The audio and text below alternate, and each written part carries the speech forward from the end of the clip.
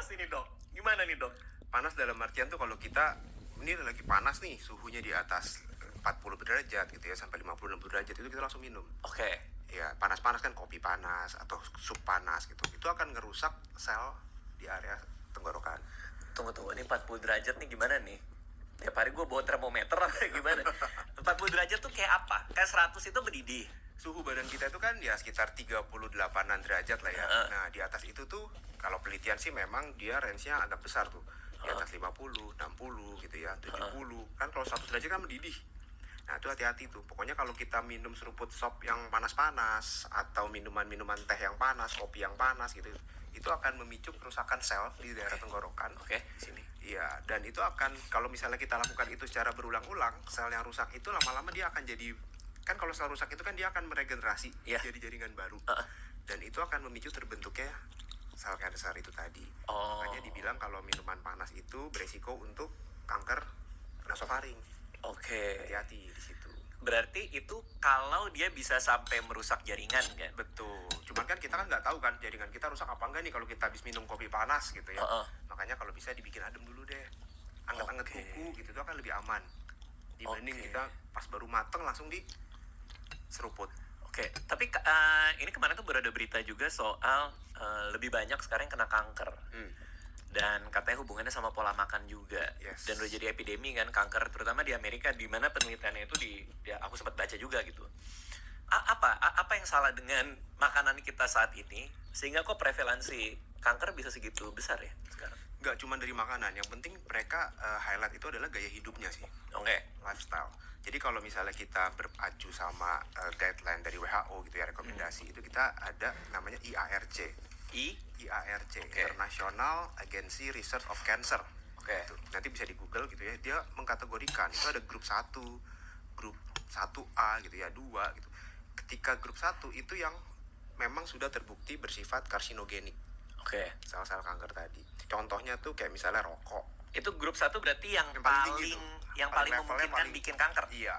Cuman bukan berarti bahwa ketika kita ngerokok hari ini besok langsung kanker paru gitu kan. Kan enggak, dia kan perlu ada faktor resiko yang macam-macam. Nah, kalau dari makanan yang setara sama rokok tuh apa? Kita bilang sebagai processed food. Terutama daging merah yang diproses. Itu udah masuk tuh dalam kriteria yang paling tinggi. Apa? Sosis atau? Iya betul, sosis, kornet, ham, daging merah yang diproses. Tapi kan bukan berarti kita makan sosis hari ini besok pasti kanker. Ya, dibilang itu adalah salah satu faktor resiko. Kalau saya pilok dulu? Jadi itu keracunan. Grup-grup lainnya 2, 3 apa aja isinya? Sekilas aja. Jadi grup 1A tuh tadi yang kayak daging merah terproses tuh yang paling gampang kita temukan. Di bawahnya itu daging merah itu sendiri itu dimasukkan ke situ. Di bawahnya. Cuman dalam artian bagaimana cara masaknya. Makanya yang dihindari cara masaknya seperti apa? Yang kontak dengan api langsung misalnya. Kenapa? Karena suhunya tinggi. Contoh kayak misalnya daging merah kambing dibakar kena api langsung. Nah, itu akan bersifat karsinogenik lebih besar. Sate? Iya, yang daging merah ya. Kan kalau sate kan kambing. Ada sate ayam, gitu. Sate kambing, sate sapi, itu masuk kategori di situ. Doyan lagi gue. Terus. Kalau misalnya kita masaknya dia nggak suhu yang langsung kontak sama api langsung gitu ya, yang cuman dia kayak bikin sop misalnya, itu kan lebih safe. Iya, itu kan lebih safe. Ya cuman memang rekomendasi bukan berarti kita bilang makan daging sapi, sate besok pasti kanker, enggak. Tapi kita bisa batasin jumlahnya dalam 1 minggu. Itu masih ada rekomendasinya. Mereka bilang dalam 1 minggu ya kita masih boleh kok makan daging merah berapa gram ya, kurang lebih kira-kira 100 sampai 200 gram misalnya per minggu. Rekomendasinya. Itu nggak terlalu gede ya 100 gram itu ya? 100 gram ya, kalau 200 gram kita makan steak satu porsi itu udah 200 gram. Oke. Tapi kita harus batasin intake itu 1 kali seminggu. Jadi steak sekali seminggu masih aman lah ya? Aman, hati-hati sama yang lain-lainnya. Tapi yang paling sehat berarti ikan? Ikan oke, tapi tergantung cara masaknya juga. Ikan asin itu juga masuk ke dalam risk of cancer. Ikan asin? Aduh, yang enak-enak ya. Kenapa ikan asin masuk resiko kanker? Itu juga ada penelitiannya, dibilang di situ bahwa Chinese fish, salted fish. Jadi Chinese, jadi kan kalau di saya nggak tahu kenapa berhubungan sama Chinese food gitu ya, dan salted fish, dan dia itu berhubungan sama nih resiko KNF juga. Resiko kanker ini nasofaring juga itu. Dan memang dibilang dari proses pengawetannya yang menambahkan banyak garam dan lain-lain itu akan meningkatkan resiko untuk karsinogen juga.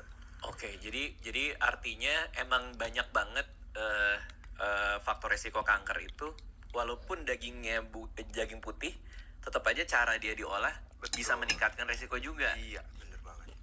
Jadi paling aman gak usah makan kali ya. Yang penting sih variasi makanan. Iya.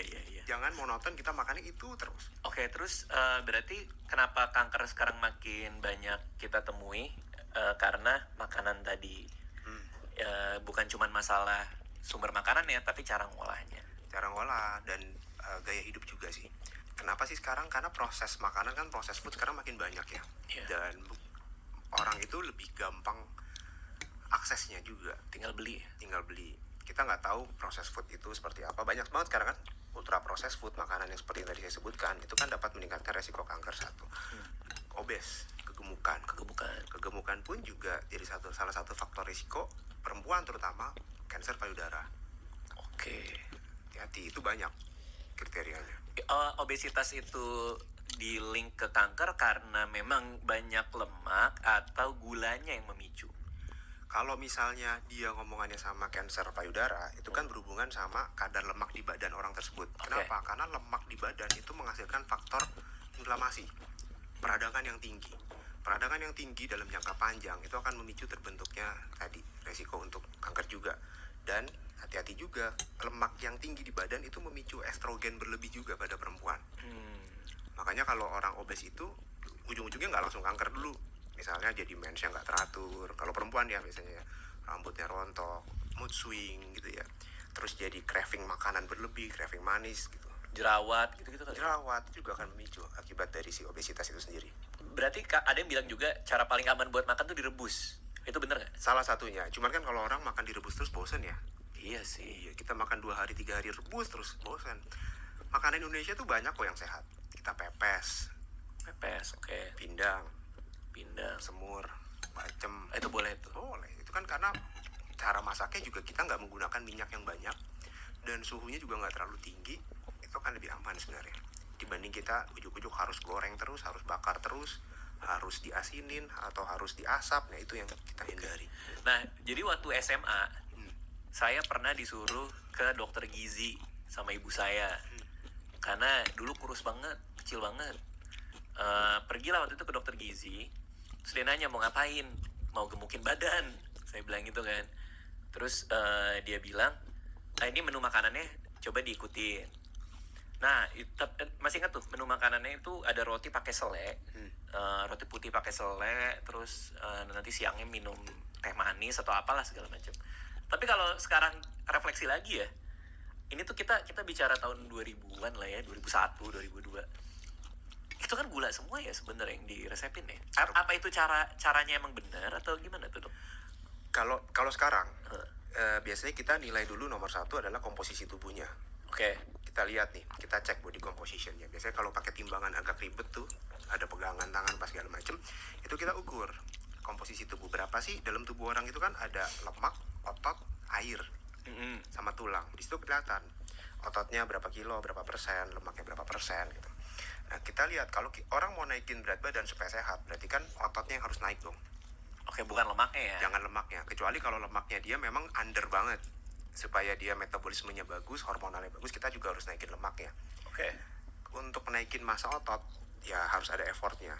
Berarti intake protein harus tinggi, diimbangi juga dengan exercise, latihan beban, olahraga. Kalau intake-nya cuma karbohidrat doang, mungkin berat badan akan naik.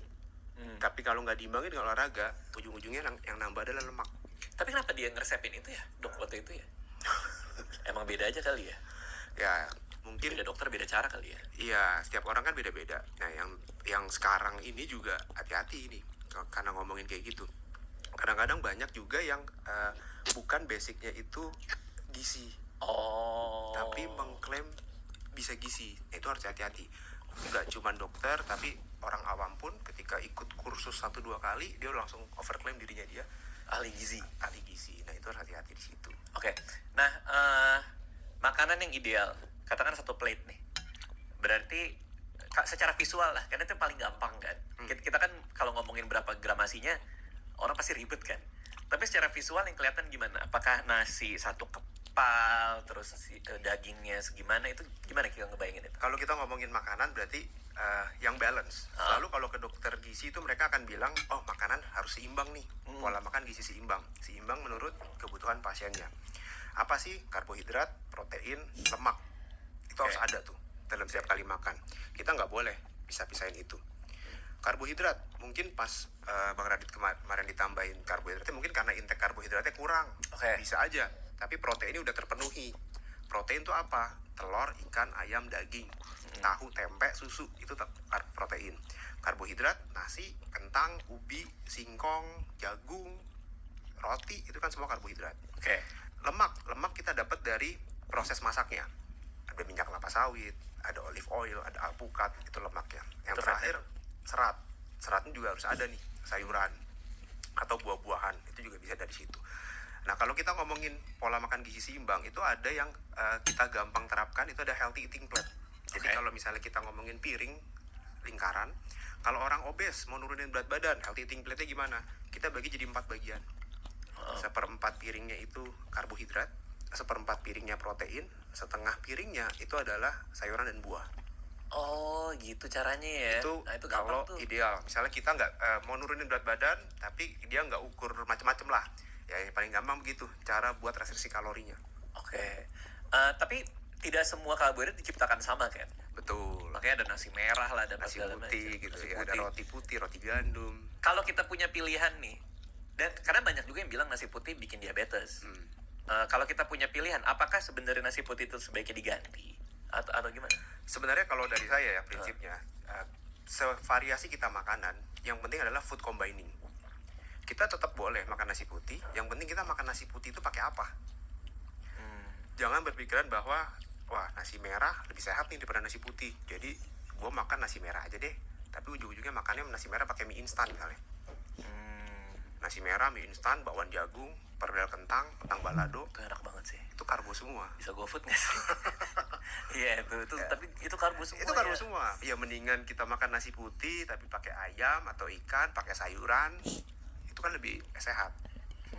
Jangan berpikiran bahwa pokoknya kalau gue udah ganti nasi putih pakai nasi merah pasti gue lebih sehat. Belum tentu.